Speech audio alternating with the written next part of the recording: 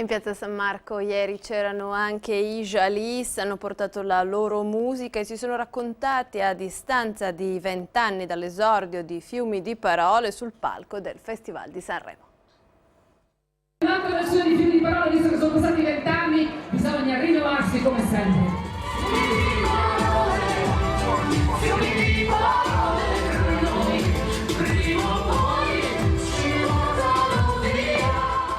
I Jalis alla riscossa. Come dei cowboy arriviamo, come gli indiani. Scusa. Bellissima esperienza. Non è la replica dell'imitazione di Paola Cortellesi e Antonio Albanese dalla ribalta dell'ultimo Sanremo. Sono gli originali, i Jalis, ovvero Alessandra Drusian e Fabio Ricci, da Treviso al Carnevale di Venezia, passando per i Fiumi di Parole vittoriosi al Festival 97. Esclusi anche stavolta dalla gara sanremese, li ha portati in piazza San Marco il gruppo storico del Settecento veneziano, Le Maschere di Mario. Dal 2009 contribuisce ad animare la festa. Voi siete i talent scout dei Jalis? Sì, esattamente, sì. Fa molto piacere di averli qua con noi, è un nostro sogno e finalmente ce l'abbiamo fatta. Loro sono famosissimi non solo in Italia ma anche all'estero e noi li seguiamo come fans perché sono bravissimi. Nota dolente, ma questo Sanremo è proprio un tormentone, com'è che è andata là? Ma sono 20 anni quest'anno, ma lo sai che sono 20 anni che abbiamo vinto il Festival di 20 Sanremo? anni di Fiumi di Parole. Ma tu ti rendi conto 20 anni, tesoro? È un figlio maschio. È un figlio che si sposa anche. Si sposa pure. Ma diventiamo nonni, no? No, ti prego. No. Aspetta.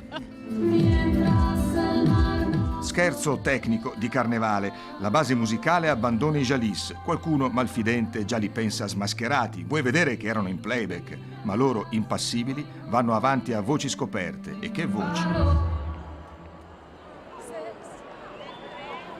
Soy como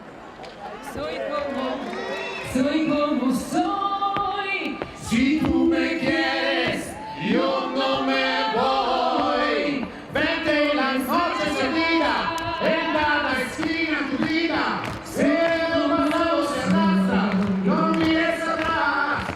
Grazie, non c'è ferma nessuno. Grazie.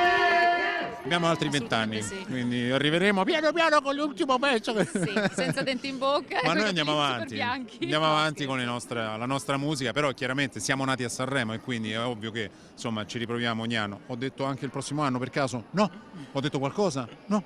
Tanto decide lei. Sia mai. No, basta. Decide lei. Ci fermiamo qui, buona giornata.